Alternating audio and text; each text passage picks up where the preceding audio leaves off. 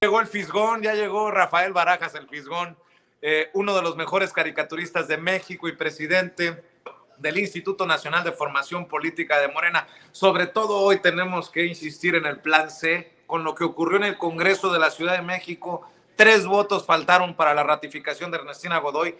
La audiencia de Sin Censura tiene que entender que sin mayoría calificada podrían quedar chimuelas o chimuelos muchos de los esfuerzos de esta 4T, y por eso la insistencia. Mi querido Rafa, te mando un abrazo, ¿cómo estás? Pues bien, con mucho gusto estar aquí contigo. Ahora sí que aterrorizado también ante la perspectiva que nos plantea Jairo Calixto con su OnlyFans. Espero que eso no se dé, espero que le rescindan el contrato, espero que haya sentido común en este planeta y que eso simplemente no ocurra, ¿no? Por favor, hagamos una cooperacha. Hemos visto películas de terror, hemos visto espectáculos espantosos, son los efectos especiales del peor cine de terror de Hollywood, el que debemos evitar con esta historia.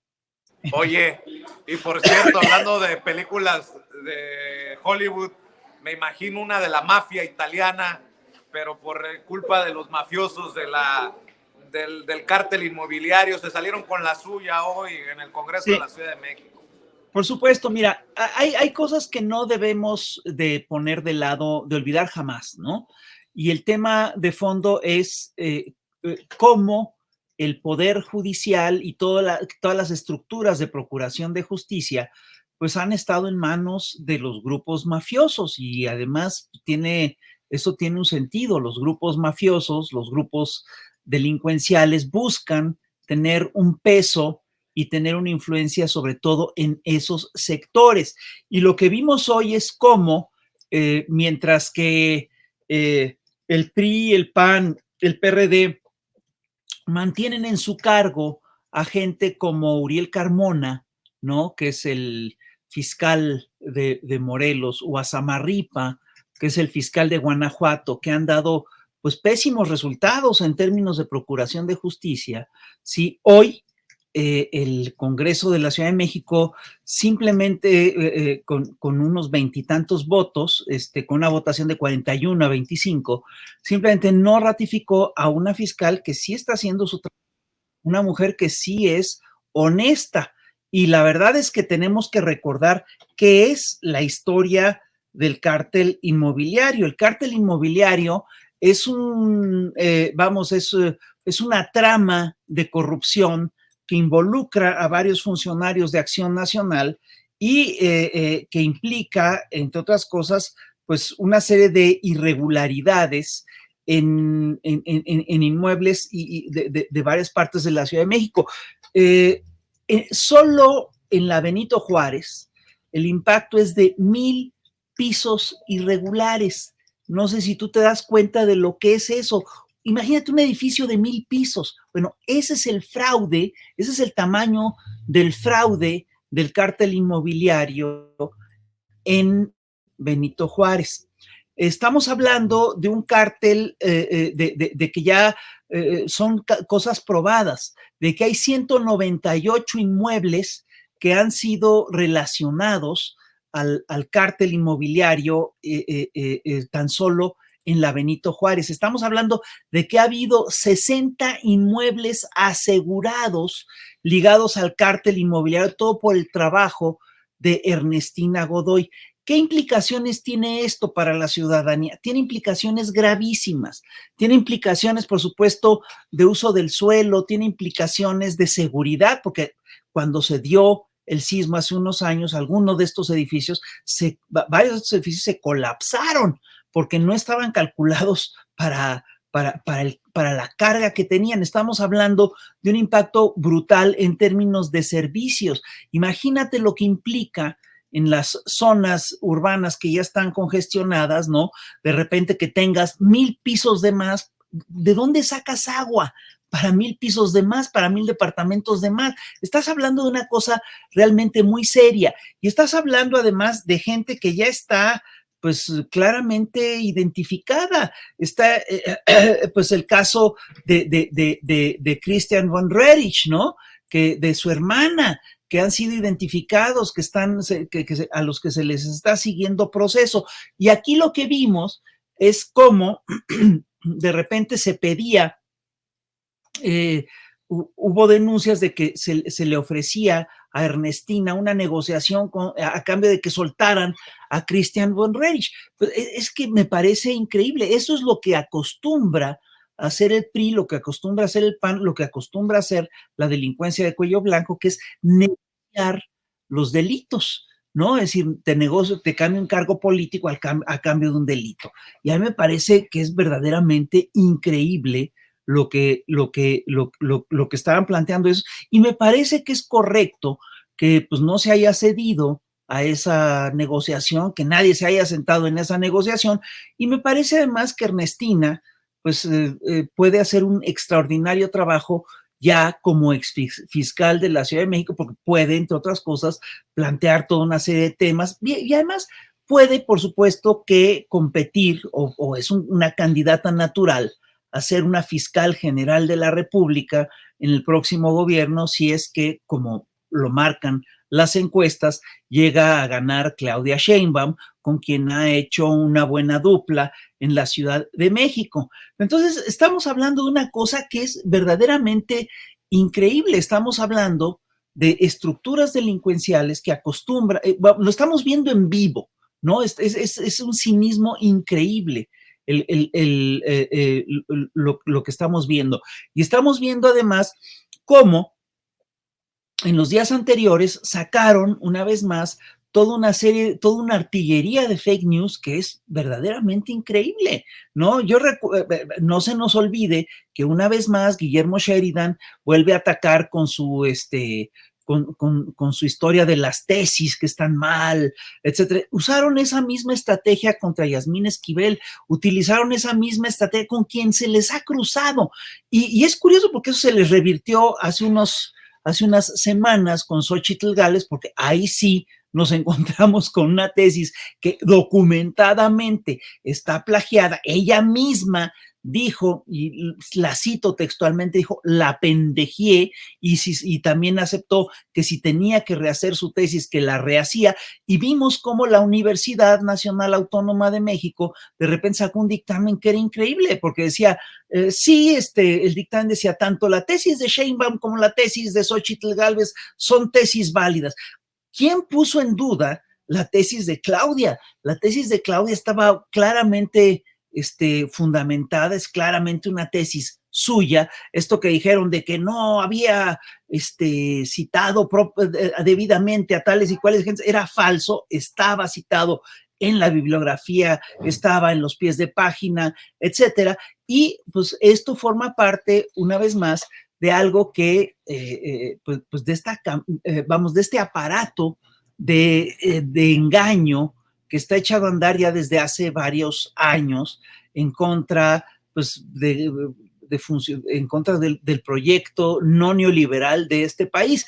Yo recuerdo que en diciembre yo saqué una caricatura, plantea una serie de profecías. La primera profecía es que la derecha mexicana soltaría miles de fake news. La segunda profecía es que la derecha mexicana se iba a creer sus fake news. La tercera es que repuntaría la violencia en tiempos electorales. Y la cuarta es que Xóchitl diría más cosas racistas y clasistas y diría más cosas desafortunadas. Todo se ha cumplido. Es increíble lo previsible que es esta derecha. Si tú revisas lo que ha pasado de enero a la fecha, pues hemos tenido una andanada de fake news increíbles. Lo que contaba ahorita Jairo, que de repente, además ya ni se preocupan en sustentar el relato, ¿no? Desde el aumento de las gasolinas, que fue falso, la cosa está que circulan la foto del avión de Air Alaska como si fuera un avión mexicano, lo de la rosca de Reyes, es una cosa ya verdaderamente impúdica. Y esto básicamente de lo que te habla es ya de un desmoronamiento de un sistema de información que estuvo construyendo narrativas durante décadas, y que fueron y esas narrativas sostuvieron todo el relato dominante durante años. Oye, Rafa, Viniendo abajo. Por si acaso alguna persona que nos está viendo piensa que tú y yo somos exagerados, aquí está la confirmación de que hay algo detrás de esta campaña contra Ernestina Godoy que apesta. Felipe Calderón hace unos minutos. Felipe Calderón, felicito a las y los diputados locales de la Ciudad de México por haberse defendido frente a amenazas y tracaladas y evitar la ratificación de una fiscal empeñada más en servir a los intereses políticos de sus jefes que en procurar justicia. Eso en mi pueblo se llama no tener madre. Pero bueno, nada más para ahí dejarlo, mi querido Rafa. A mí me parece fantástico que Felipe Calderón haga estas aclaraciones. Y es que es curioso porque todo el planteamiento que están haciendo es que están tratando a la gente del cártel inmobiliario como perseguidos políticos, siendo que tú tienes toda una serie de cosas ya probadas. Tienes el caso de este Narcias Aridgis, ¿no? Que fue el exdirector general de obras, ¿no? Que se le ha demostrado su enriquecimiento ilícito, se le ha demostrado su conflicto de interés, se ha demostrado el modus operandi que tenían empresas fantasma, etcétera. Es efectivamente, pero fíjate, ahí Calderón tiene cierta razón, porque dentro de su lógica lo que está planteando es que hay una persecución política. Sí, dentro de su lógica, eso puede ser cierto porque dentro de su lógica, el hacer este tipo de tranzas forma parte de un proceder político que a ellos les parece que es justo y que es correcto. Un día entrevistamos en el Chamuco a Ernestina Godoy y ella nos dijo una cosa que me parece fantástica. Es que piensan estos señores que la corrupción es un derecho y no es un derecho, es un delito. Y están actuando, ¿sí?, como si la corrupción fuera realmente un derecho. O sea, se comportan como si el construir pisos, el recibir sobornos, el tener empresas fantasma, el hacer estos negocios inmobiliarios fuera realmente un derecho y que entorpecerlo, perseguir estas cosas es perseguir a la empresa y perseguir a una facción política. Bueno, perdón, es perseguir es perseguir un delito.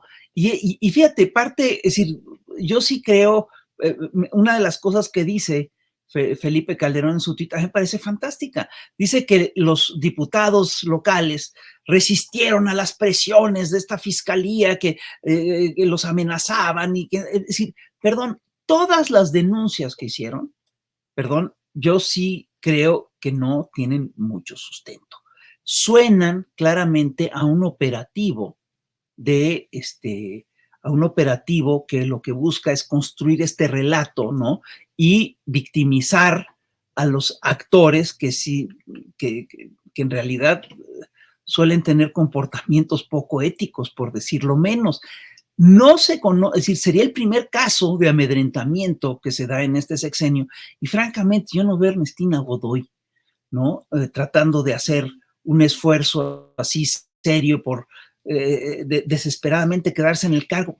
No es el caso, no la veo haciendo eso. En cambio, sí veo con mucha facilidad a Alito Moreno, a toda esta serie de diputados del PRI y el PAN inventando estas informaciones para armar una narrativa y justificar un voto que al final de cuentas lo que está haciendo es darle un espaldarazo a un grupo delincuencial. Y eso es lo que está pasando. Ayúdame, si puedo pedírtelo, querido Rafa, a entender la gran derrota de la ultraderecha. Ya ves que oficialmente no alcanza las firmas requeridas para participar en el día de elecciones Eduardo Verástegui. Sí. En momentos en que Argentina tiene a su Milei, Brasil ya ha tenido a su Bolsonaro, México dice no. Pero ¿qué significa esto? ¿Y para dónde se va a ir esa gente que desde la religión, de sus creencias, desde la fe, pudo haber apoyado a Eduardo Verástegui, mi querido Fisgón? Sí, mira, al hablar de Eduardo Verástegui estamos hablando de de un sector específico de la derecha mexicana. Este es el sector ultra conservador, es este sector religioso y que claramente tiene vínculos con lo que es el Atlas Networks, con lo que son los grupos ultraderechistas de América Latina. Ese es el sector del que estamos hablando. Ese sector, de manera natural, tenderá a irse pues, con lo que queda del PAN, con lo que son los votos del PAN. Sería muy difícil que viraran hacia la izquierda, porque ellos sí definitivamente ponen por delante en su agenda todo lo que son, lo que ellos llaman el derecho a la vida, en fin, ¿no? Es decir, son despenalización del aborto, antiderechos de los homosexuales, derechos vamos, están en contra de los derechos de la diversidad, etcétera, y es más probable que se identifiquen con lo que queda del PAN. El solo hecho, fíjate, lo que es interesante es que es indicativo de qué tanto se han radicalizado las cosas, el hecho de que buscaran hacer una candidatura independiente, una candidatura aparte. Esto sí habla de una ruptura con el Partido Acción Nacional, con esta derecha que ahora parece aliada con el PRI, ahora parece aliada con el PRD. Y sí te habla, es decir, esta derrota de Verástegui sí te habla del hecho de que esta derecha radical mexicana lleva años sin tener una fuerte representación en nuestro país. Verástegui solo se quedó, es decir, no tuvo ni siquiera el 15% de las firmas que necesitaba para acreditar su candidatura. Es una derrota muy seria. Es una derrota muy importante. Esto básicamente quiere decir que fue una recopilación, digamos, parroquial, que no fue lo suficientemente sólida. Y sí te habla básicamente de cómo esta derecha ultra radical, católica, religiosa, es marginal hoy en día en nuestro país.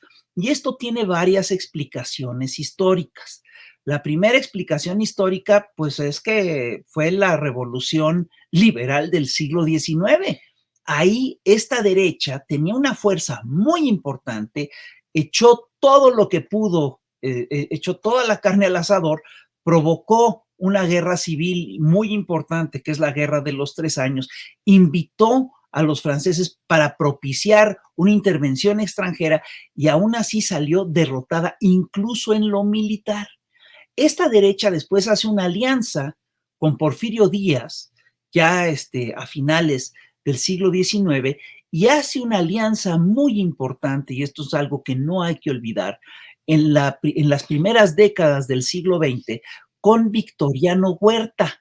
Es decir, Victoriano Huerta permite que se haga en la catedral, en la Ciudad de México, la coronación de Cristo, y de ahí sale el grito de ¡Viva Cristo Rey! Y esta derecha es la que se aglutina después en la cristiada, en este movimiento armado que surge en México en la década de 1920, que tiene una nueva etapa en la década de 1930, ya en pleno cardenismo, y que fue derrotada incluso en lo militar, y que jamás llegó a manejar territorio.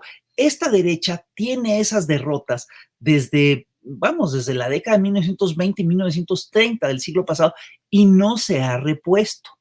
Sí tiene sus ideólogos, ha tenido sus proyectos, etcétera, sí, pero es, al final de cuentas, una derecha muy marginal. Esta derecha fue reemplazada después, en la década de 1980, es decir, tuvo se recolocó o se resignificó en la década de 1980 con la llegada del neoliberalismo. Pero ahí, obviamente, la voz cantante no la tuvo esta derecha ultra religiosa, sino que la tuvo más bien la derecha ultra neoliberal, a la cual esta derecha ultra religiosa se adhirió de manera, pues, más o menos acrítica. Y hoy lo que estamos viendo es esta fractura, es una fractura entre la derecha ultrarreligiosa y esta derecha ultra neoliberal radical. Y fíjate, yo simplemente te quiero plantear esto, es decir, el proyecto neoliberal hoy en día está en una crisis global muy importante. Es una crisis global que incluso puede llevar a una conflagración de grandes dimensiones a nivel global. Lo estamos viendo en Gaza, lo estamos viendo en Ucrania. Es posible que la conflagración se extienda a otras entidades del Medio Oriente, como Líbano, que es lo que acaba de decir Anthony Blinken. Y esto básicamente te habla de un proyecto que ya está en plena demolición. Y las alternativas que encuentra esta ultraderecha neoliberal, ¿sí?, son del corte de Milei. Son alternativas de una ultraderecha neoliberal, ya se dice anarquista, pero es en realidad una ultraderecha, digamos, represiva y que piensa dejar todo en las lógicas del libre mercado y que ya son proyectos claramente antipopulares y claramente son proyectos de remate, ¿no? Lo que está haciendo Milei es que está rematando lo que rescató el kirchnerismo de la nación argentina después de las experiencias neoliberales, ¿no? Y está colocando a la población en una situación de emergencia que es verdaderamente inaceptable, que es verdaderamente invivible, ¿no?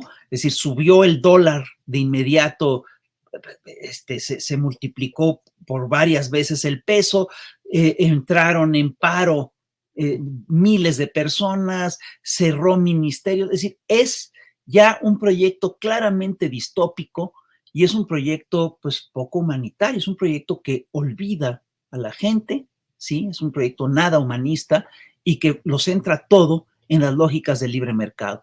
Es una crueldad lo que nos ofrecen ahora estos señores.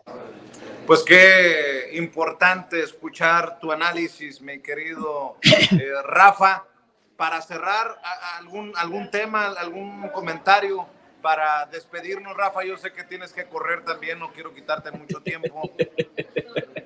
Mira, yo básicamente lo que quiero decir es que al final de cuentas, yo creo que hizo muy bien Ernestina Godoy al no negociar el cargo. Es decir, nos dicen que, es decir, es chistoso porque López Dóriga dice, ¿quién falló en esta negociación? Estaban acostumbrados a negociarlo todo, ¿no? Es decir, duele, pero pudo haber sido peor. A mí no me parece mal, de hecho, déjame decirte, a mí no me parece que está mal. De hecho, la fiscalía queda en manos de Ulises Lara, que va a seguir con las indagaciones. Es decir, el caso no se cierra con la salida de Ernestina Godoy, ¿no? De ninguna manera. Y por supuesto, básicamente esto lo que hace es que le plantea una vez más a la sociedad la necesidad de lo que tú decías al principio, la necesidad de cambiar todo el aparato de justicia y de apostarle al plan C, ¿sí? Para, entre otras cosas, renovar todo el poder judicial y todos los aparatos de impartición de justicia. Y por supuesto, de paso, me uno a tu propuesta de que César Gutiérrez sea un candidato para la Suprema Corte. A mí no me parece nada mal la propuesta. O para la fiscalía, o para... ¡Claro!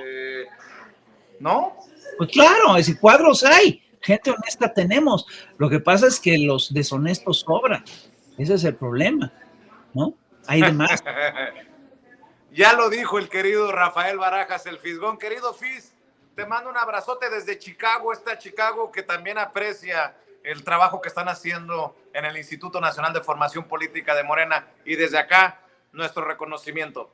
Pues muchas gracias a ti, muchas gracias a todo el equipo de Sin Censura que ha hecho un gran trabajo. Y ahora sí, perdón, pero tardíamente, pero les deseo un muy feliz año nuevo a ti, a tu equipo y a todo tu público. Un abrazo muy cariñoso. Muchas gracias, Fis. Un abrazo a Rafael Barajas, el Fisgón.